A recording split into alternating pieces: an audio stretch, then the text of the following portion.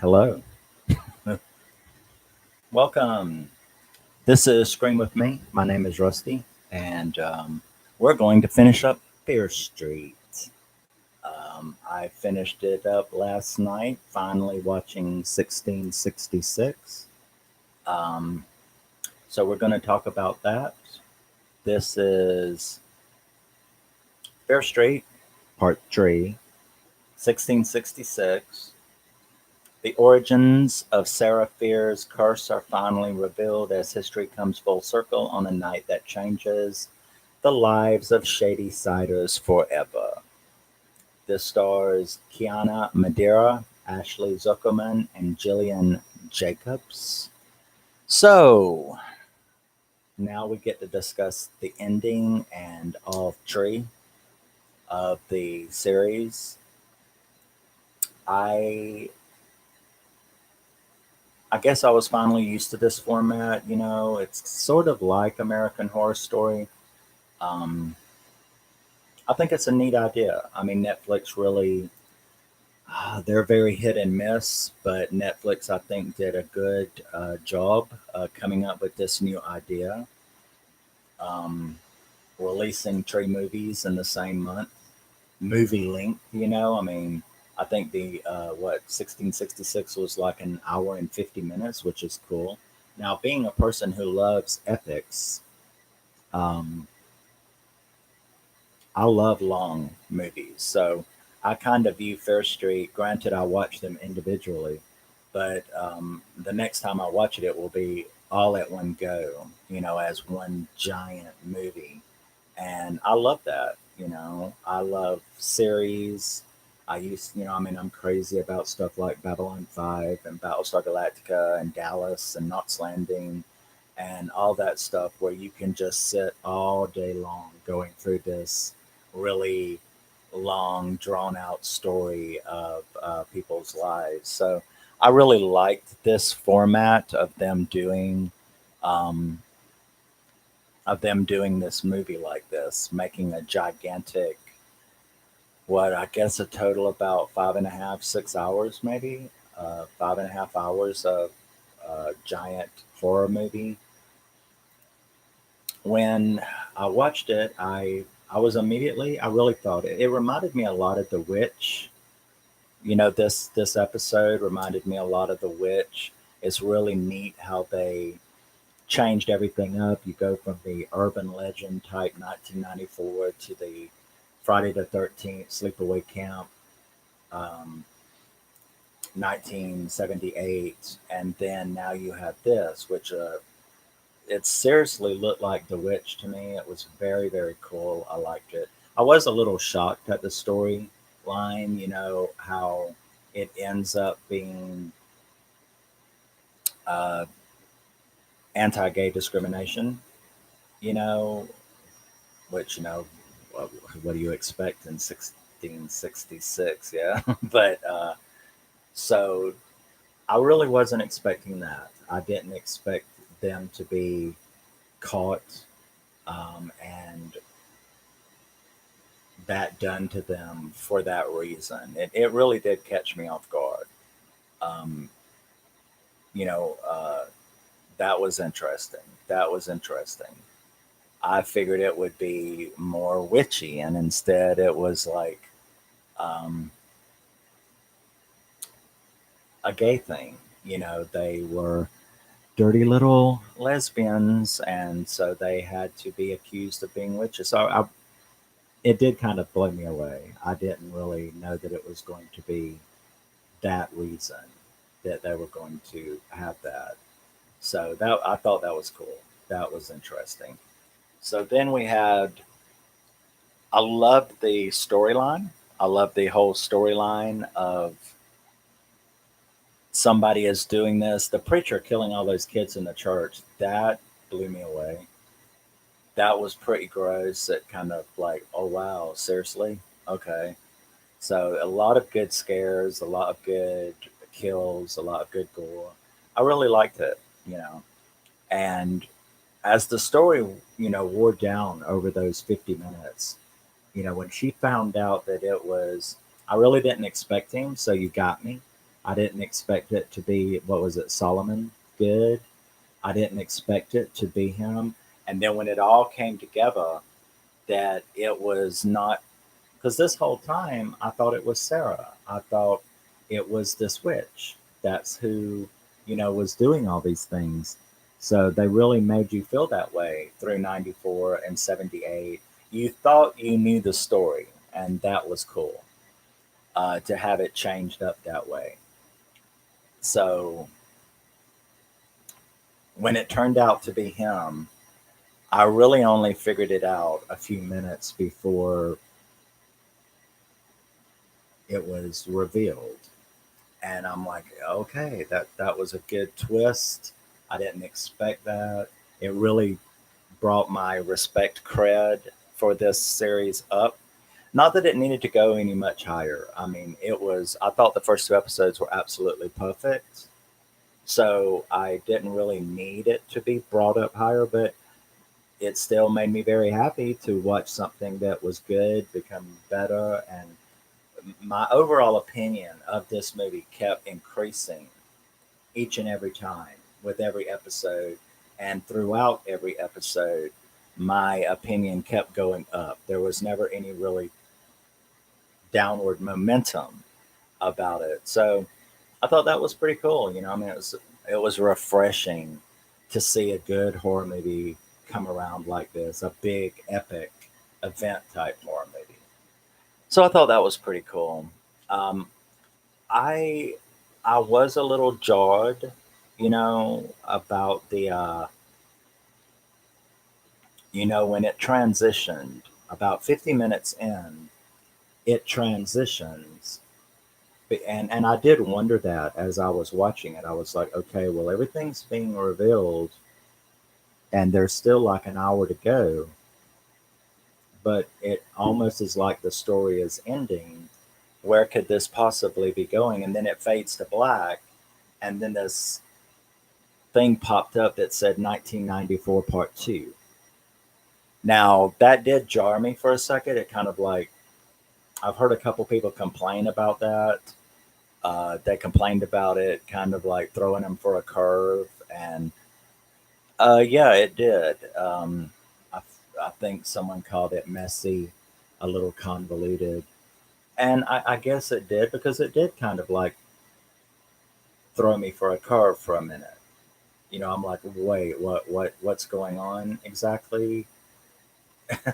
you know, okay, hold on, let me get my bearings again. Because it was really, what would they call it? Kind of brutal. The transition wasn't very good. It just fades to black. Here's something that they throw at you. So it did take me a good minute and a half to like regain my bearings about, okay, we're back to the beginning. Okay, all right. I mean, I've got you.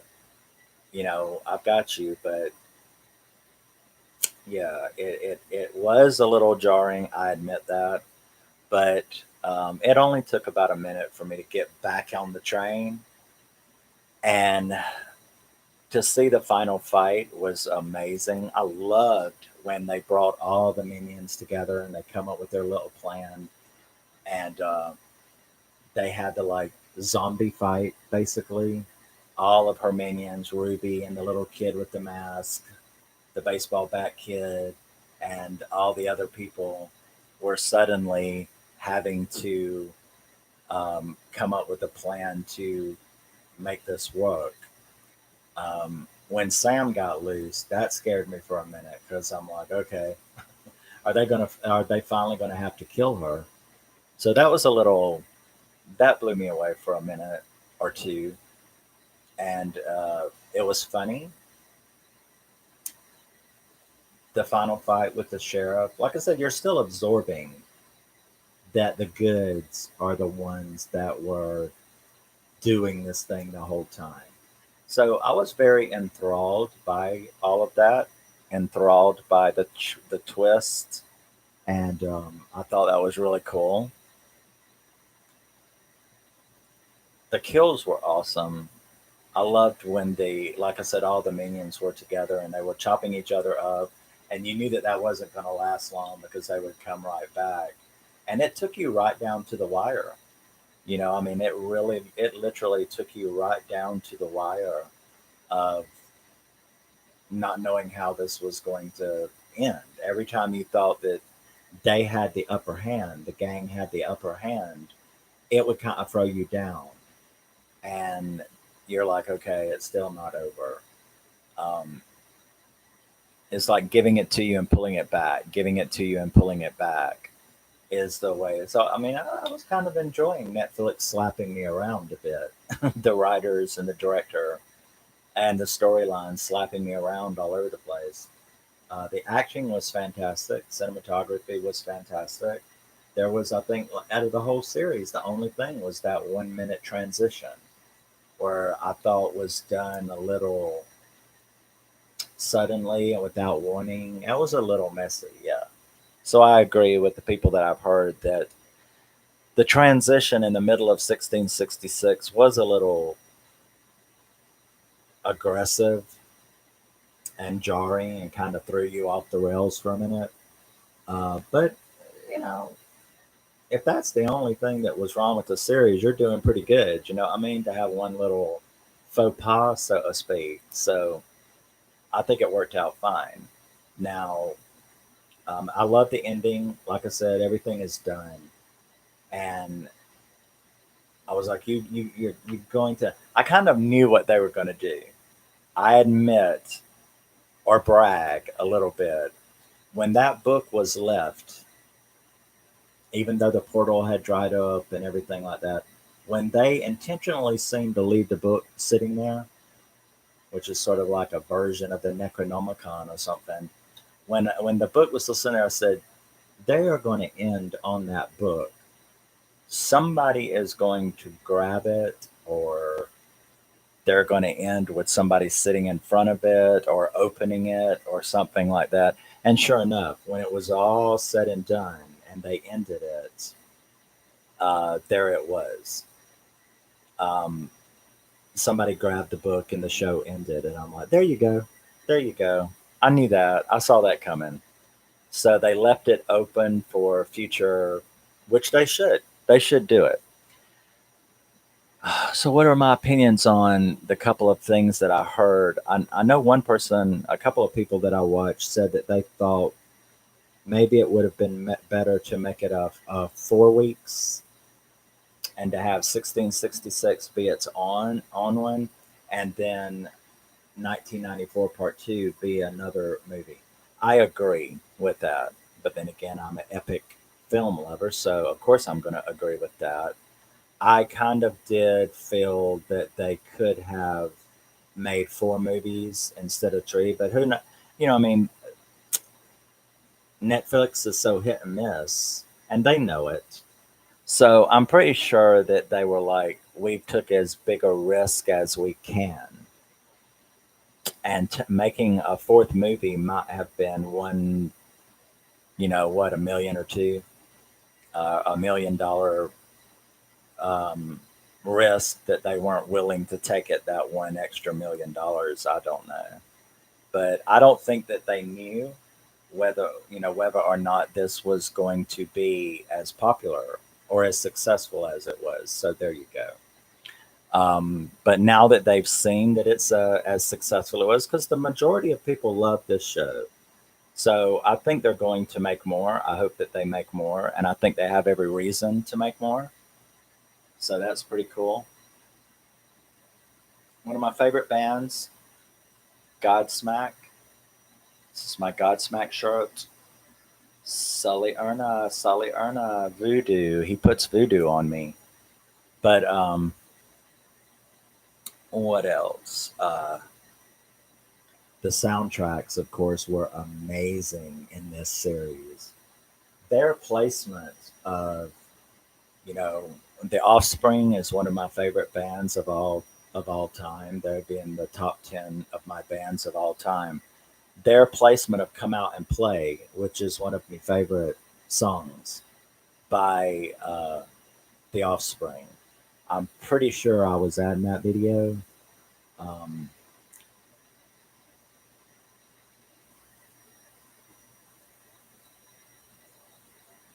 I'm going to look and see because I always get that song confused with one other song.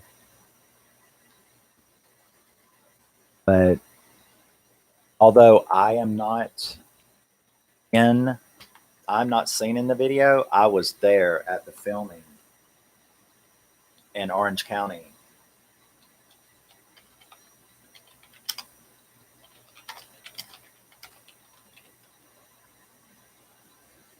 I was there at the filming of one of their videos. My boyfriend at the time, he's in the video for a split second.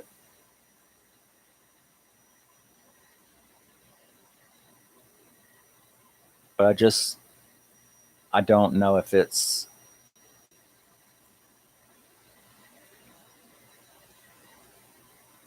no, it's not come out in play.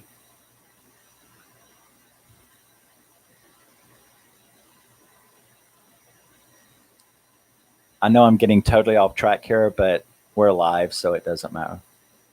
Uh,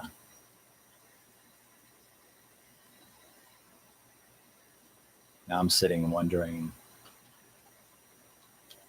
what the hell? Got to get away.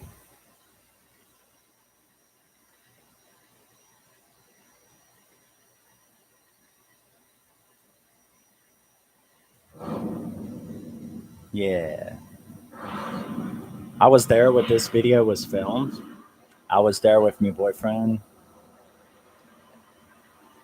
and he got hit, so there's a mosh pit, and everybody is like freaking out and dancing in this video. And I was able to be there.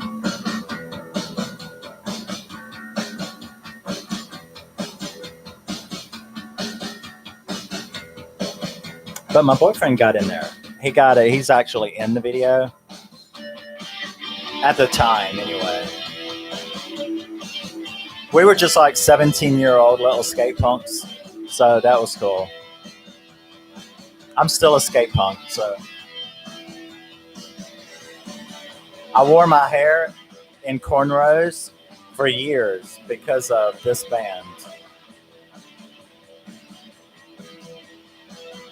But if you go watch the video for "Gotta Get Away" by The Offspring,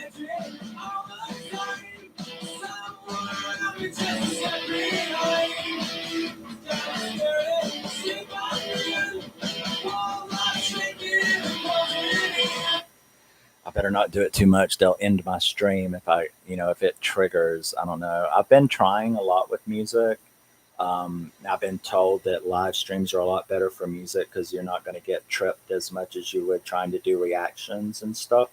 So, but yeah, their placement of come out and play was absolutely perfect in 1994 Part Two.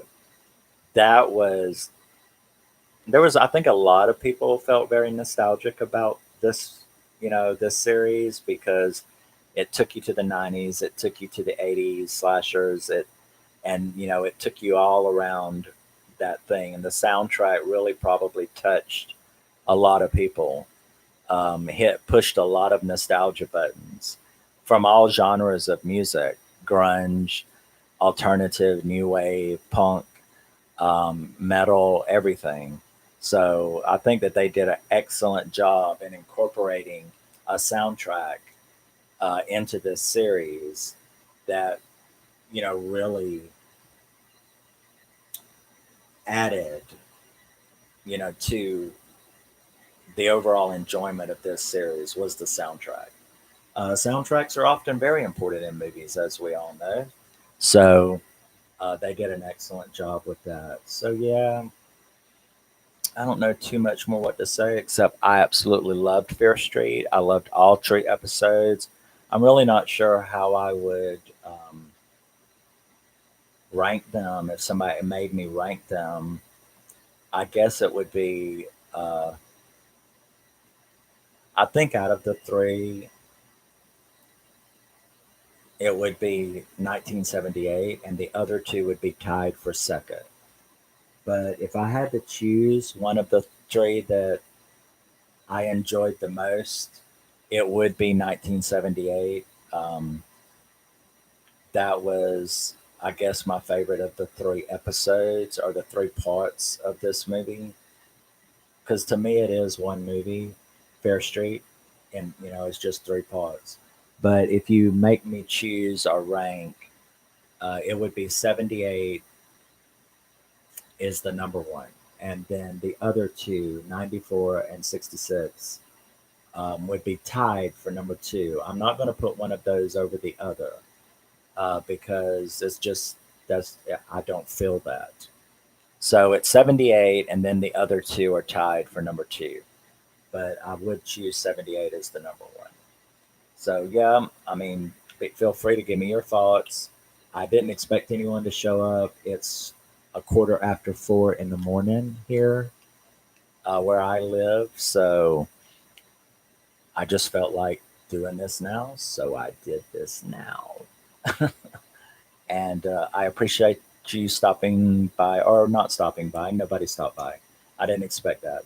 But anyone who watches this later, if you have any opinions on Fear Street, tell me what you thought about it. Do you have a favorite? Um, and we'll go on from there. Yeah. So I appreciate you stopping by, and I will be back later with more reviews. I am trying to do more music, but like I said, I've heard so many complaints, people's getting their channels messed up, and I'm not going to have my channel messed up. I know that there is one thing that people do called link and sync. I hate link and sync. Where they go, hey, the thing is down here. You click on it. We'll start in three, two, one. Um, I understand that that's a good way to get around YouTube's copyright thing, but I'm not sure a lot of people like it. I mean, I could try to do that, but I'm not sure that a lot of people like it doing that. I wonder if I could do it live, but without having it tapped into the feed. Um, if you just do it from your own speakers, but then the audience won't be able to hear it. But if you link down at the bottom, I guess I could do it that way. That's what I'm saying is I'm just trying to come up with ways to do the music part of my channel without getting my channel struck. So that's why there's not a lot of music on here yet till I figure out exactly how I want to present that. But we'll be back with plenty more um, horror movie reviews because that's safe. But I will talk to you guys later. I might go ahead and do another. I might go ahead and do my Love Bites, my next Love Bites album, and see if I can get away with it. See if I feel okay about that. We'll see if it shuts down the stream or not. But I will talk to you later. I loved Fear Street.